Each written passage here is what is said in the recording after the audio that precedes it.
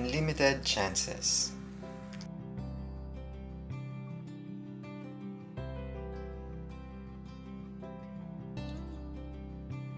Tanga na kong tanga, pero di ko mabasol kay gugmaan lang jud ko. Hi, I am Peach, fake name, and I want to share my story behind my unlimited chances, and I promised myself nga kung ikasal na ko, ipa-MMK na ko akong story pero kay murag lisod man, ipa-CDO confession na lang nako. Taas kaayo ni siya og unta, kasugakod mog basa. Year 2010, when I was still a second-year college student, I met this guy. Let's call him Ethan. Kini si Ethan, guwapo, taason, pution, and again, guwapo. Bitaw, he's the type of man every girl will wish to have. Crush na ko ni siya during that time. He is part of our varsity sa among campus. Actually, classmate me niya but we're not friends kay hilom ra kaayo siyang lakiha. Tago og labok. Crush jud kayo nako siya like I used to write a diary about him. I love his smile, laughter, gestures, mannerism, or shall I say, everything about him. But I keep it as a secret in me. Until one day, nagpa-cheer dance among instructor as a practical daw namo. Not to be boastful, pero tsada jud ko musayaw. Anak ko ka-talented, pero kung naas Ethan, tawon murara kog poste giog sok las kilid. So I was chosen to be the cheerleader, so excited much kay makapasikat kong Ethan. Then, what made me happier is lifter na ako si Ethan. Like, what? Kanon tikas kalipay, sir? Labayog napkin be? I was so happy back then nga every time i-catch ko niya, insert Catch Me I'm Falling music. Mag-heart-heart jud na akong ilong sa iyang kagwapo. Mao basta piin na namo, mapuno jud hari na akong nawong og lipstick nga pina-virgin. Isa ka baril dayon nga downy kay mag-catch-catch bias Ethan nako. Hilom lang si Ethan every time ka practice me. And I was like, hello, giklag nose kadong. Fishty humot pa ko sa iyang yaya ba? Dead mara kayo siya, so ako pod, shut up na lang. Until nahuman ang among presentation, God, di na ko niya i-catch. Pero lihim na pagtingin na jud ko taman kay Ethan. Di pa kayo uso sa amo ang Facebook, but naa siya iya and I add him. He accepted me after 1,394,645,292 years. Grabing hulat na ko, bes! But I regretted adding him kay iyang post kay naay kauban babae nga ngalanan nato Rel. And they were in a relationship. Si Rel is guwapa, talented pod, sexy with fair complexion. Guwapa jud siya like kung mag-uban mi, maalaan ko ninang niya. Sus, nagsagol akong luha, sipon ug laway sa akong nakita. I was in pain mga beshies. Sakit pas dysmenorrhea akong gibati that time. Pero nagpadayon akong feelings niya, total, dili na ko sila makita together kaysa lain nga school man si Rel. It was year 2011 that I've heard gibiyaan siya ni Rel kay ni adtog Australia sa iyang mama. I saw how devastated Ethan was to the point nga luoy jud siya kay hilumon na daan, mas nihilom pa nga bisan maipit o matumban di na mutingog. Naluoy ko niya, insert kung ako na lang sana music. While listening to the song and looking at him, hi, ako na lang Ethan please. Pero he didn't even know nga crush na ko siya. third year nami nga ni-appeal og intramurals si Ethan og nagdula og basketball. Ako po dayon nag-appeal sa cheering squad. Siyempre para ma-cheer siya without malice. So grabe jud kaayo ka maayo modula si Ethan. Nisamot ko ka-in love while looking at him gaduwag basketball. I wish to have his jersey, bahalag singot basta kay iya. Tilapan ko pa na. Shits! Nahuman ang dula and they were the champion. Happy kayo mi kay, syempre amo ang classmate si Ethan. When I was in the boys' locker kay manghihiunta ko, nasangit ko sa ilang mga jersey gipang bitay. Gikuha na akong kay Ethan and smelled it like ni heart akong ilong sa kakumot. Litsi kayo siya. Sa grabe na akong simhot, niabot ang amigo ni Ethan og sa akong kakurat, natago na ako ilalom sa akong palda. Cheering attire sumubo gyud, iyang jersey. Shits kaayo. Nahadlok ko nga basin mahibalaan nila so nagpalamulamo kog tindog sa CR while giipit-ipit iyang jersey. Until nangabot silang Ethan og iyang grupo, wa na nahadlok na ko maong nihawa ko og naglingkod sa bleacher. Just imagine giunsa na ako paglakaw nga naa iyang jersey. So wala ko ni appeal og cheer kay giipit jud na ko maayo iyang jersey. Shh! Nakuratan ko. Gitawag na ko tanan Santos atong adlaw nga unta false alarm lang. Pero pag adto na ko CR, God! Kidugo ko and worst is na-apil og kadugo ang jersey ni Ethan. Wa na ko kabalo sa buhaton. Nabuang na ko. Grabe na jud to. So I decided musulat sa locker ni Ethan og your jersey is with me. Don't worry, I'll return it. Giuli na akong jersey ni Ethan sa balay. Natingala jud akong mama. So mao to, grabe na akong laba, butngan pa na akong down ni og gispin dry. Actually, di ko ga perfume, down ni rajud ko. That night, gikilig ko kay naa sa ako iyang jersey. Gibutang jud na ako sa akong diary. Pagkaugma, sayo kaayo ko ni adtog campus o gibutang ang jersey ni Ethan sa iyang locker with a note saying, "Sorry Ethan, God bless you."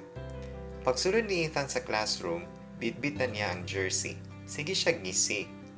Ako in my part, naulaw ko. Shits judoy. I was about to write another page in my diary when ni surprise quiz si Sir og tagaan mig 10 minutes to review. Thank God 6/10 akong score. At least labay tunga then nami 1 hour nga vacant so nag-CR ko. Pagbalik na ko gikan CR, what? Gigunita na ni Ethan ang akong diary og kaluparon na ko sa iyang atubangan. Siya man good daw ang nag-distribute sa among long quiz ug pagbutang niya sa table nako nakita daw niya iyang name maong gibasa niya. Naulaw ko tabangi ko Lord. I was so embarrassed like nidagan ko og niuli sa balay namo. Duol ra amo sa campus. Nakahila ko sa kaulaw og di ko gusto moadtog school tungod ato. Shits! Sa tanan, nganong si Ethan pa jud. Wah! I was absent for about 2 days og ana akong BFF na quiz dami kay Ma'am Ai. Patay sa iya pa jud. So pagka Monday, nagpass ko admission slip para makatake ko 30-item quiz namo sa among major. While gahulat ko sa college secretary namo, niabot si Ethan. I thought muliko siya sa hallway pero padulong siya sa ako. Patay. Gikuha jud na akong rosaryo and start praying. Niabay siya nako. Silent mode lang. After 5 minutes, gitawag ko niya. Ana siya, Peach, matay simba ko Lord, Santa Sima, inahan ka sa Diyos. Dugay ko kalingi og katubag. Until nakalingi ko niya and I said, unsa? Ana siya, magwapod kag admission slip? Niyango ra ko. Unsa imong na-miss nga quiz? Kamam ay, Japon? Oo, ikaw pod? Yes, 30 item ra ba no? yango-yango. So mao na to naguban mig take and dungan mi padulong sa room. Wa ko kasabot sa feeling that time basta kay kilig kaayo. One afternoon nga naa ako sa bench ni Dul si Ethan. Peach? Yes? Thanks sa paglabas akong jersey ha. Don't worry, katura nga part akong nabasa. Naamanggod akong name. Wa katubag. Halatan. Sorry jud kaayo. Kitanaw ko raman good to kay naay murag man sa bitaw. Sorry kaayo. Okay ra, Peach. Starting from that day, nahimo ming friends ni Ethan. Like, ipanguyuan ko niyag number and I was so happy. Until nanguyab siya sa ako. Grabe, mura kog mabuang sa akong kalipay that day. It was October 10, 2011. Malipayon kayo ko to the point nga kada adlaw na isulat si Ethan nako. Simple ra kayo among relationship ni Ethan. Grabe na jud to nga kalipay nako kay crush nako na uyab nako. Gihatag na kong Ethan akong duha ka diary about niya.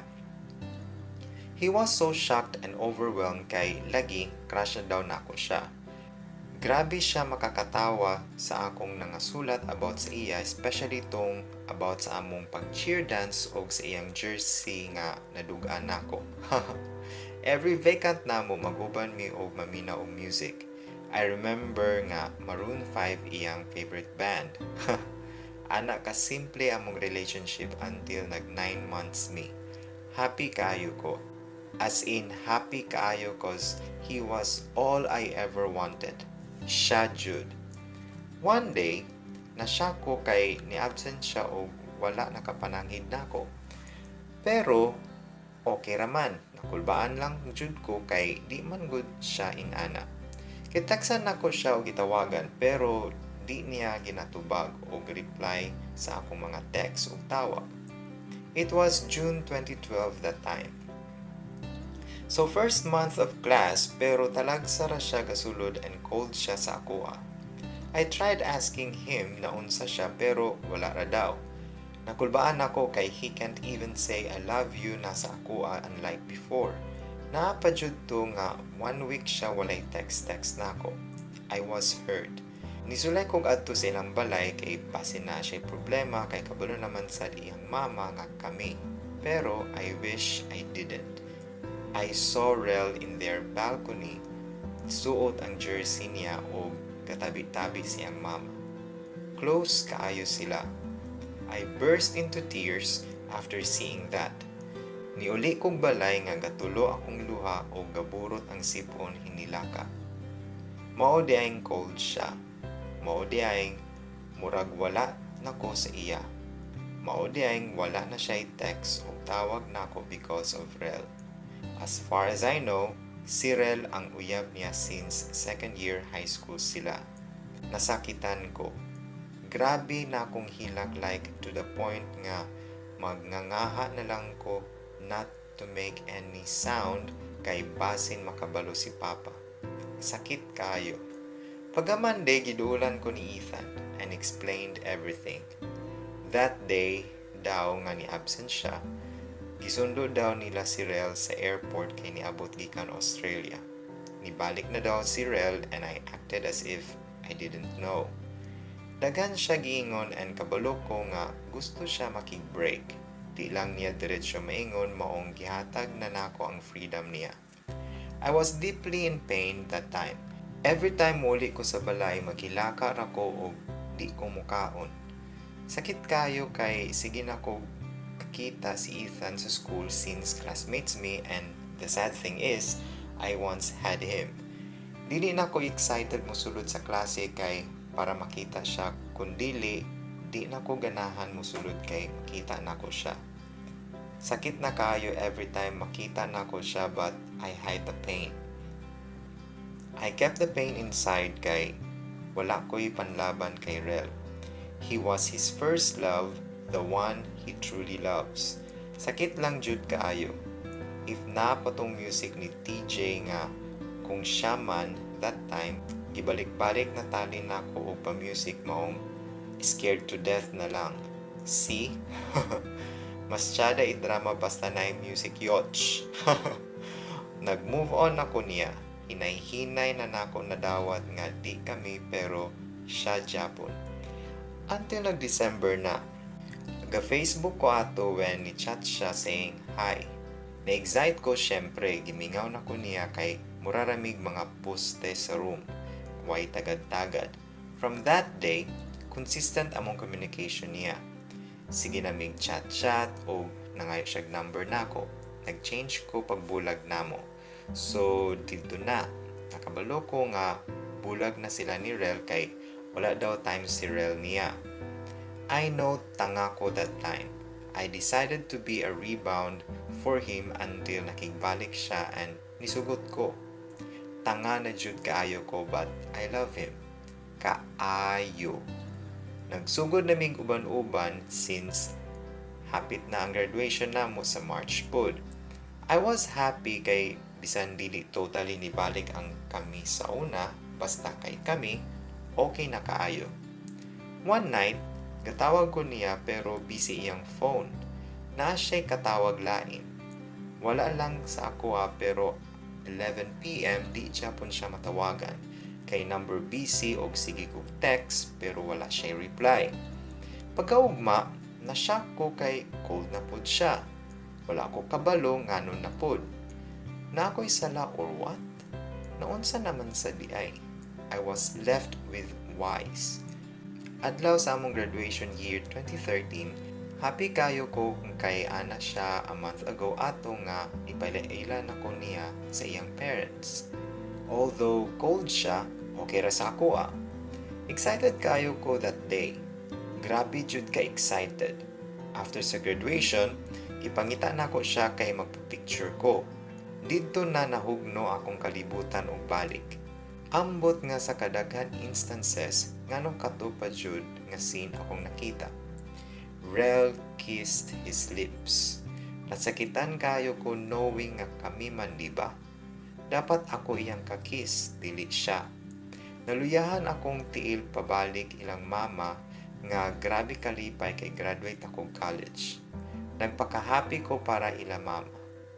Nakauli mi sa balay pero ang phone ang diretso na akong gitanaw. Akong gitanaw kung unsa na ba. Ga-text ko ni Ethan pero wala siya reply. Again? Ethan ngano naman pod. Am I not enough kay siya Japon? I almost give everything to you but why? Di pa jud di ay pwede nga ako na lang? Nga ako lang fan? Di jud ay na pwede. Nag-celebrate sila pero ako na sa kwarto naghilaka og nag-inom og ako ah. I could still remember nga gitawagan nako siya pero wala siya gatubag. Kay suryaha ko og Than, why could it be me? I've loved you dearly. I loved you like no one else matters. You are the one for me but nganong dili pwede ako ang para nimo.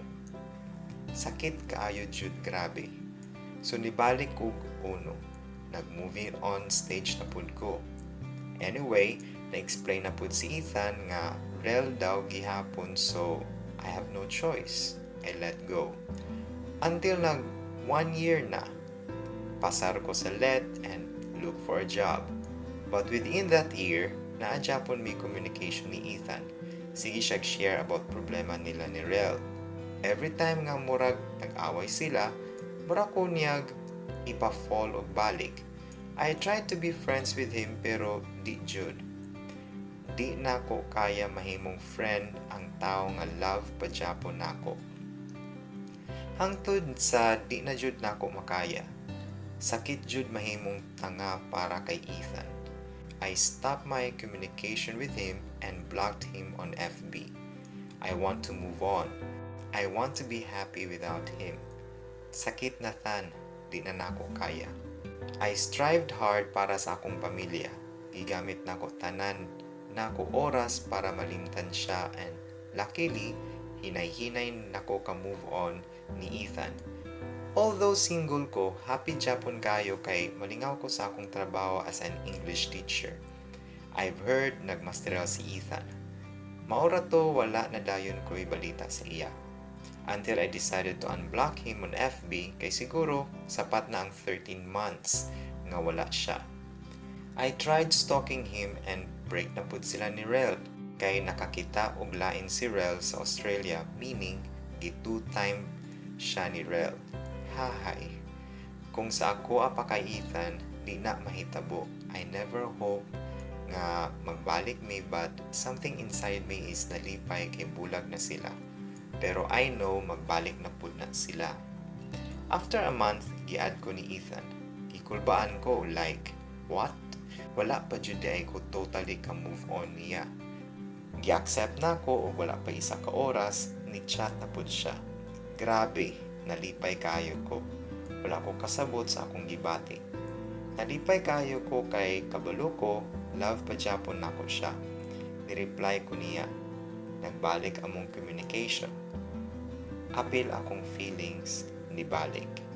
Dito jud na ko na-evaluate sa akong self nga Ethan will never lose his place in my heart. Not to mention nga daghan kayo nanguyab within those years nga gapakatanga ko niya. Until nagsabot mi magkita mi. Excited ko kay almost 2 years mi wala nagkita. Pagkakita na ko ni Ethan, everything that I felt for him long ago was awakened. I can't really deny. Love jud na ko siya. Love jud na ko si Ethan. We talked simply like friends pero di jud ma-deny. I miss his smile, laughters, and everything about him. I miss everything about him. Isa lang jud akong maingon. He is still the one. Nagkabalik among communication ni Ethan. We are like lovers again pero gina-hold back na nako muasa kay basin mapalya na pud ko. Mabiyaan na pud ko si Ere. Until nakigbalik siya nako, wala ko ni sugot diretso. I love him pero basin mo balik na sad si Rel. Mabiyaan na pud ko and I don't wanna be the same Peach before nga war shock masakitan. Grabe jud kayo nga kasakit sa una. Yes, I love him pero kaya na ko siya i-let go.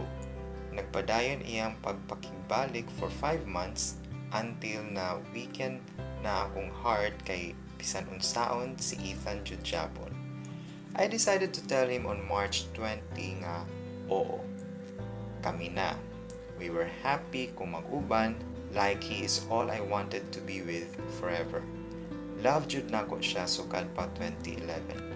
So official nagbalik na mi. Happy na kaayo ko. Gipaidayla na ko niya sa iyang parents o siya pod sa akoa. Until nag-anniversary na mi, nag-celebrate jud mi ato.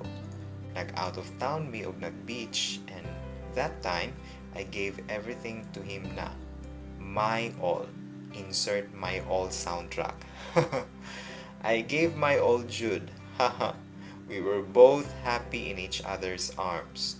We make every day of our life with love. One day, gigamit na ko yung FB and I was nervous to know nga naana si Rel. Nibalik na siya. Nakulbahan ko kay basin ko haon na pud niya balik sa ako si Ethan.